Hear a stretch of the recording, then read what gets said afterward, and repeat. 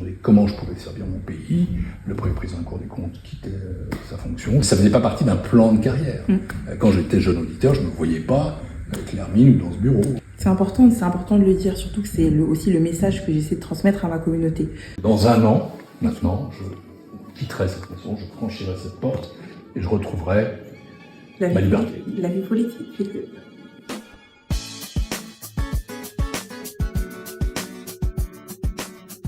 À tous les passionnés, aujourd'hui, je m'adresse à vous depuis la Cour des comptes en présence d'une personne reconnue, une personnalité qu'on n'a même plus besoin de présenter. Monsieur le Président Pierre Moscovici, bonjour. Bonjour. Je suis très contente de pouvoir échanger avec vous. Le type de personne qui suit et qui va pouvoir voir cette vidéo est passionné de politique et intéressé par la vie publique. Je trouve dans un contexte où parfois les personnes se distancent des institutions, prennent du recul, ont parfois une certaine méfiance, voire une défiance. À un moment où le sujet d'actualité tourne autour des finances publiques, c'est vraiment un honneur pour moi de pouvoir vous poser quelques questions. Je vous laisse peut-être dire un mot avant. Simplement pour dire que, d'une part, la vie publique est compliquée en ce moment, c'est le moins qu'on puisse dire, mais reste passionnante. Pas que le sujet des finances publiques est certes un sujet technique, mais c'est un sujet évidemment politique et démocratique. Si j'ai appris quelque chose dans une longue carrière, c'est qu'on ne peut pas faire de bonne politique publique si on n'a pas des finances publiques saines. C'est pas de l'austérité, c'est une nécessité pour investir. Première question, comment est-ce que vous présenteriez la Cour à des personnes qui ne la connaissent absolument pas? La Cour des comptes, c'est une institution ancienne qui a été créée par Napoléon, dont le rôle est d'abord de juger les comptables, c'est ceux qui engagent les dépenses, de juger les ordonnateurs, c'est ceux qui décident, ils sont en gros les directeurs d'administration centrale. Mais c'est une fonction qui aujourd'hui représente 5% de notre activité. L'essentiel, c'est le contrôle. Le contrôle de la gestion des organismes publics, le contrôle des finances publiques en général, le contrôle budgétaire aussi. Et ça représente 80% de notre activité. Il y a ce qu'on appelle la certification des comptes de l'État et de la sécurité sociale, comme un commissaire aux comptes dans une entreprise. Et enfin, il y a tout ce qui est évaluation de politique publique, c'est regarder d'un peu plus haut et un peu plus profondément la conduite des politiques publiques. Cette maison est une maison ancienne, donc, mais elle est très moderne en même temps. J'ai essayé de la transformer, notamment, si je devais citer une seule chose, en rendant public tous ces rapports. Okay. Tout ce que nous produisons ici, sauf quelques rapports secret défense ou secret renseignement, est public. Pourquoi on parle de premier président? Alors parce que comme nous sommes une cour, c'est-à-dire nous sommes des magistrats, nous portons la robe, je porte l'hermine, nous sommes organisés en chambres, comme dans les cours juridictionnelles. Il y a 7 chambres, chacune d'entre elles suit des politiques publiques. La première, c'est les finances publiques, la deuxième, c'est l'écologie, la troisième, c'est la culture, l'éducation, le sport, la quatrième, c'est tout ce qui est régalien, affaires étrangères, justice, intérieure, défense, les pouvoirs publics. La cinquième, c'est les politiques sociales, la sixième, c'est la sécurité sociale, la septième, la chambre juridictionnelle. Et en haut de cet édifice, il y a donc un premier président qui, lui, ne préside pas de chambre, mais qui préside à l'ensemble des travaux et qui préside aussi les corps, qui dirige les corps, d'une part de la Cour des comptes et d'autre part de la Chambre régionale des comptes, parce que pour ceux qu'on intéresse, il y a aussi les chambres régionales des comptes. Oui. Il y a la Cour des comptes à Paris, ici rue Cambon, mais il y a aussi 17 chambres régionales des comptes dans chacune des régions de métropole et d'outre-mer.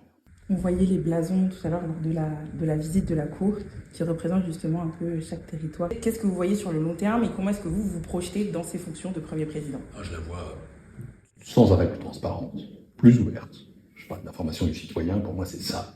Nous avons aussi une fonction internationale. Je suis président du comité d'audit externe des Nations Unies, par exemple, et on suit les opérations de maintien de la paix ou autre chose. C'est pas permanent, mais c'est en ce moment. Ma tâche consiste d'abord à animer cette maison, ensuite à gérer tous les agents qui y travaillent, les magistrats, mais aussi les autres, qui sont très importants. C'est des personnels de soutien, de support, sans lesquels nous ne pouvons rien. Et puis, ça consiste avec l'interface entre la Cour, l'opinion publique, mais aussi les pouvoirs publics, le président de la République, le Premier ministre, les ministres, le Parlement, les élus locaux.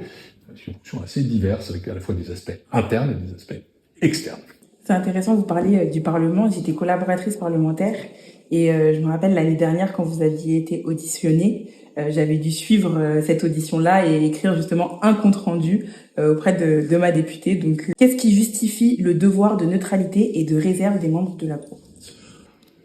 J'insiste, la réserve, c'est tous les fonctionnaires doivent le voir. Bien sûr. Mais la réserve ne signifie pas qu'on n'a pas le droit de penser, qu'on n'a pas le droit de s'exprimer. Simplement qu'on ne peut pas prendre des opinions politique ou s'exprimer sur les dossiers qui sont les siens, il y a un regard partial. J'insiste plutôt sur la neutralité ou l'impartialité. Ici, il y a des gens qui ont des opinions très diverses. Il y a de fortes personnalités, beaucoup d'égos, qui viennent de la droite, qui viennent de la gauche. L'idée des carrières est souvent alternée. C'est vrai, un magistrat à la Cour des comptes ne passe pas toute sa vie ici. Moi, je suis rentré à la Cour des comptes à la sortie de l'ENA il y a bien longtemps. J'ai passé 4 ans, je suis parti 30 ans, notamment dans la politique. J'y suis revenu maintenant depuis plus de 5 ans. Donc sur 40 ans de carrière, j'ai eu 30 ans à l'extérieur. Donc c'est ces carrières alternées, mais en même temps, une fois qu'on est là, et ça vaut pour moi, le Premier président est presque toujours un ancien homme politique. Une fois qu'il est là, il a un devoir d'impartialité. Il quitte le parti politique auquel il appartient. En tout cas, il se met en congé d'eux, ça ne veut pas dire qu'il renonce à ses idées. Et puis ensuite, il préside ses travaux en n'exprimant jamais une opinion politique ou une opinion personnelle. Et un principe qui est très important ici, c'est ce qu'on appelle la collégialité, c'est-à-dire que nous décidons ensemble, nous prenons des positions ensemble, et ces positions sont systématiquement des positions de compromis. Et moi, comme Premier président, je ne vais pas dire sur tel ou tel rapport, je trouve ça bien, je trouve ça pas bien, je suis d'accord, je suis pas d'accord. Non, je suis le rapport, je suis le porte-parole, non pas de moi-même, mais de l'institution. C'est pas dire que je ne suis pas capable de colorer l'institution ou d'exprimer les choses à ma manière, mais je suis toujours extrêmement fidèle à ce que la collégialité apporte. Et j'ajoute une autre vertu, c'est l'indépendance. Oui. Personne ne peut donner d'ordre à un magistrat de la Cour des comptes. Nous sommes des magistrats, donc nous sommes indépendants et inamovibles jusqu'au jour de notre retraite. Et vous me demandez quel était mon avenir, il ne sera pas à la Cour des comptes, puisque dans 1 an, maintenant, je quitterai cette maison, je franchirai cette porte et je retrouverai ma liberté. La vie politique.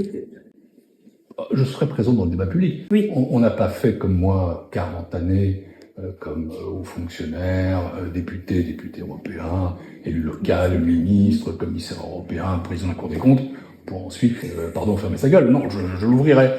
Mais est-ce que ça s'appelle la politique? Je ne sais pas. On verra. Okay. Simplement, je serai libre.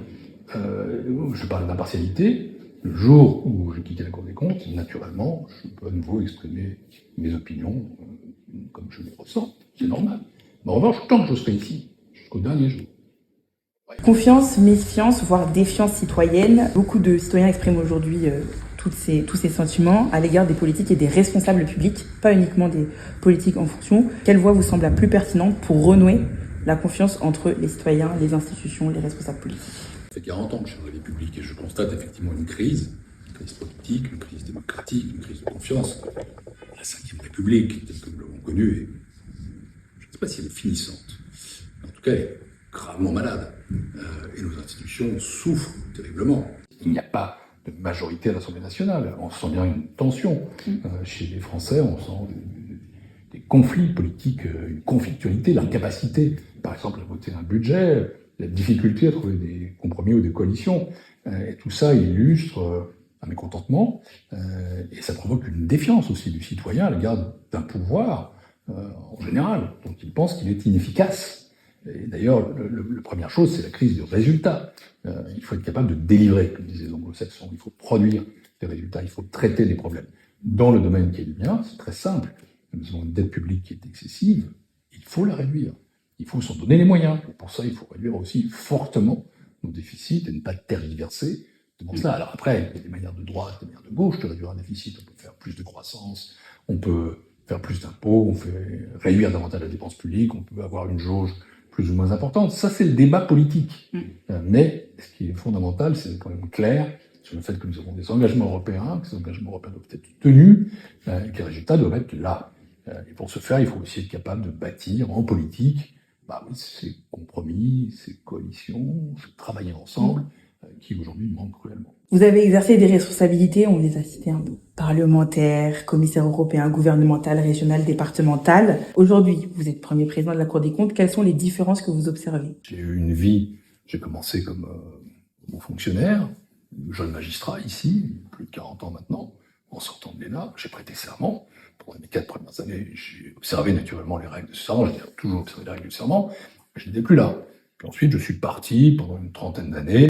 La vie partisane, au sens noble du terme, je ne rejette jamais la pierre sur les politiques, c'est l'engagement, c'est la conviction qui l'emporte, mais aussi les clivages. Quand on arrive dans une institution comme celle-ci, ou quand on y revient, et a fortiori pour la présider, parce qu'on est le plus surveillé de tous, On doit être le plus exemplaire de tous. On doit être capable d'entraîner systématiquement tous les autres. Alors à ce moment-là, oui, neutralité, impartialité s'impose. Et forcément, ça implique, par exemple, dans le traitement des dossiers, dans le traitement des chiffres, dans le traitement des faits, évidemment, un regard un peu plus distancié. En politique, forcément, on essaie de tourner les choses à son avantage parce qu'on essaie de faire coller ses convictions avec la réalité. Là, il n'y a plus que la réalité. Y a-t-il des décisions ou des moments de votre parcours que vous regardez avec un sentiment d'inachevé? Oui, bien sûr. Je pense que dans la vie, on fait des erreurs, on a des échecs. Je crois d'ailleurs beaucoup au droit à l'erreur. Je ne suis jamais pour la perfection. Le problème du droit à l'erreur, c'est qu'il ne faut pas se tromper tout le temps en refaisant à chaque fois la même erreur. Parce que là, ça s'appelle de l'entêtement ou de la perversité. Mais je crois beaucoup à ça, des échecs, des insuffisances, j'en ai eu. Je peux en citer peut-être un épisode.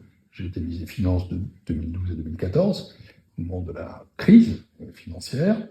J'ai eu plutôt des résultats, puisqu'à l'époque, les déficit avait baissé assez considérablement, de 5,2 à 3,9% dans un contexte pourtant la croissance est extrêmement faible.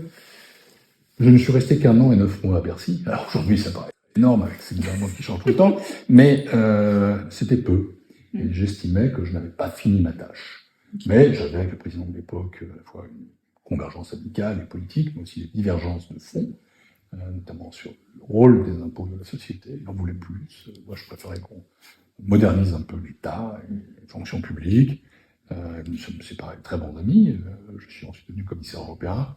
Mais c'est vrai qu'à ce moment-là, ma vie politique nationale s'est arrêtée, alors que j'étais encore jeune, et que je estimais ne pas avoir fini tout ce que j'avais à faire. Alors, après, j'ai fait des choses tout aussi passionnantes. Je ne l'ai jamais regretté.